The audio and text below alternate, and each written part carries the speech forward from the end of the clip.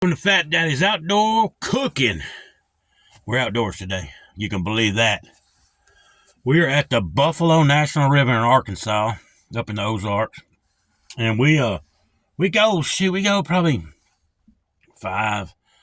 anywhere from 5 to 10 times a year to come up here.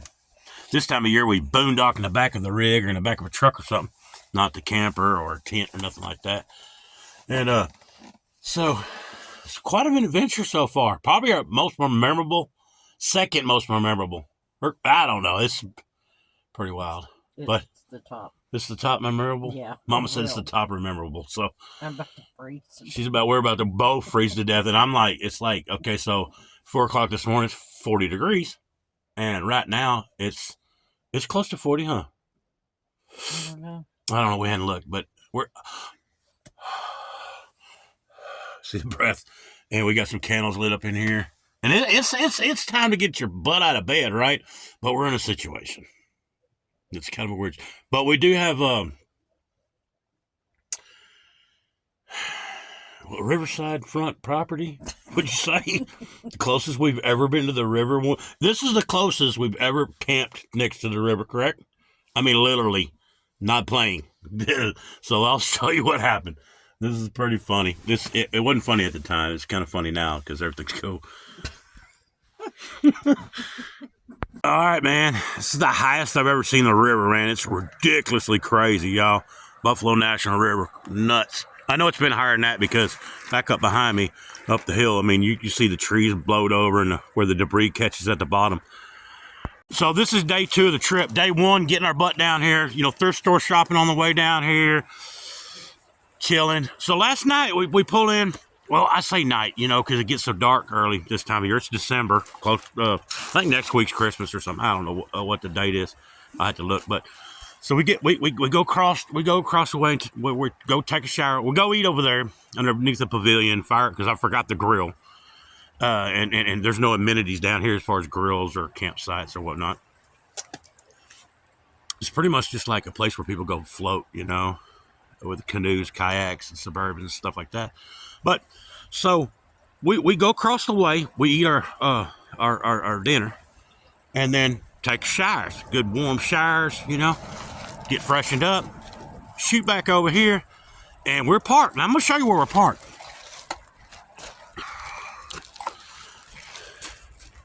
That's where we're parked now, okay? Now 4 o'clock this morning, we're parked out there, okay? And I'm like, if y'all ever been in the water, like in a pontoon boat or a metal boat, like a canoe, aluminum canoe or whatever, and it's got that sound like bloop, bloop, bloop, that's slapping the bottom of the canoe. Well, this is day 2 adventure now. We will promise you I will have another one because we ain't going nowhere. And so 4 o'clock this morning, 4:19 is what it was. I heard some bloop, bloop. I heard it before that, like at 3 o'clock sometime around 3 something. All right, and kept hearing this. I heard the roaring water, then I hear bloop, bloop. But it didn't click. But at 4, just to touch before 4:19, I heard it bloop, bloop, and boom, eyes open like, oh no. And I opened the door up on the driver's side. Of course, we were out there in the water though. Opened the door up, and this joker's, I'm looking on the, I said, oh man, push everything, it's freaking freezing cold.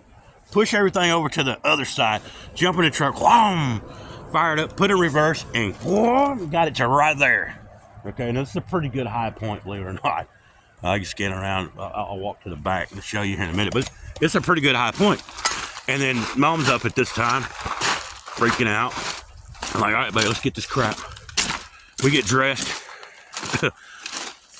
real quick, and oh, the sun's fitting to pop sweet because we're cold, man. It's like freezing. Look at the situation from here. Let me get on this other side. But I learned several things from this. Our way out, by the way, is right there. You ain't getting out. I'm in good spirits about it because I've took measurements on the wheel and took pictures. So she's coming on down. The water level's coming on down. So we're on our way back down. That's cool. No rain in sight. All right, so back to the story.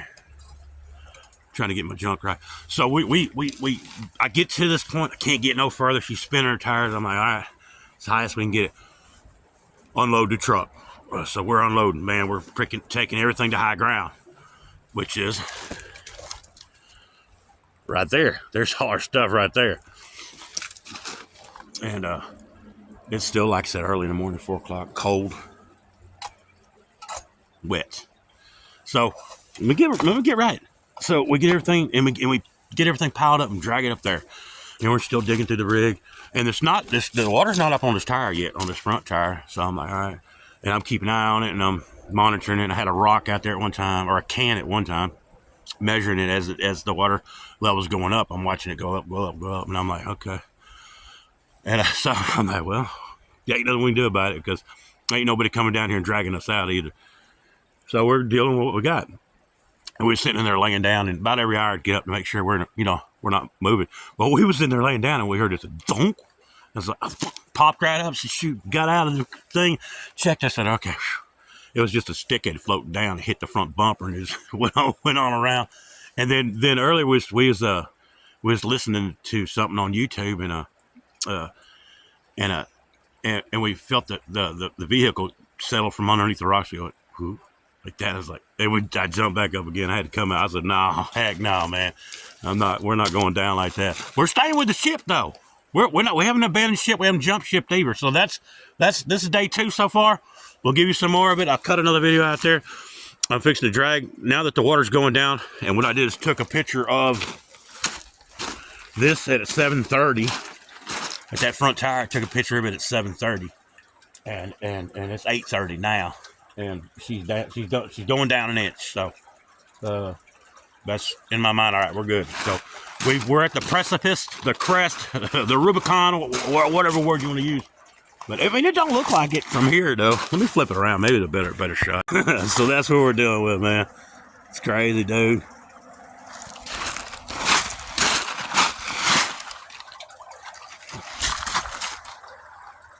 And that river's godding.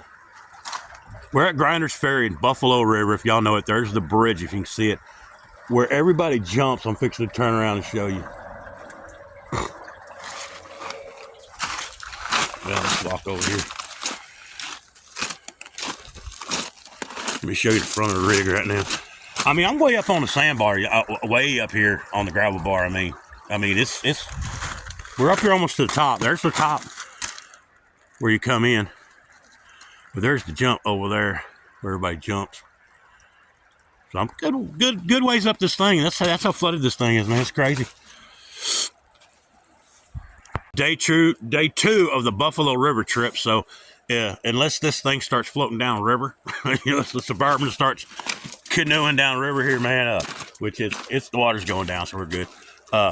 I'll catch back on another video when we start doing some cooking, because it looks like we're going to be here a couple days probably. I don't know how long it's going to take for this to get down low enough for us to get out right over there, which is underwater right now.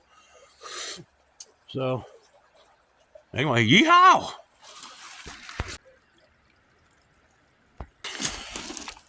All right, day 2 of the Buffalo River extravaganza. So we're going to do some emergency fire starting ideas too.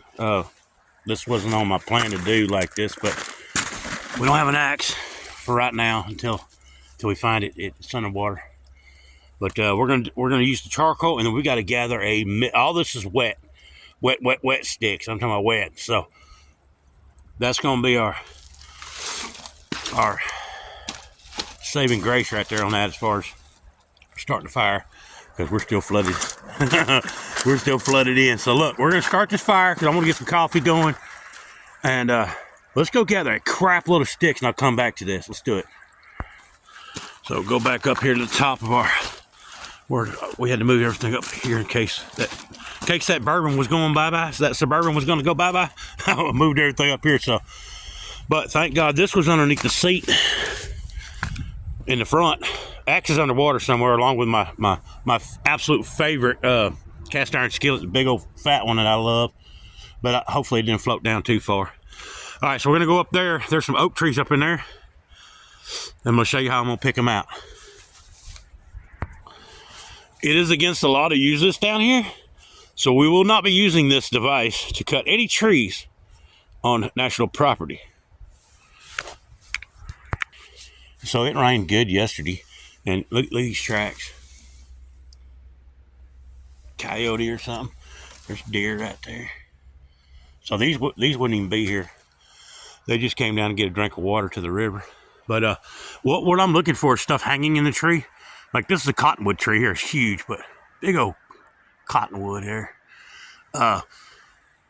I'm looking for stuff hanging in the tree like this. It's going to be somewhat more dry than stuff laying on the ground.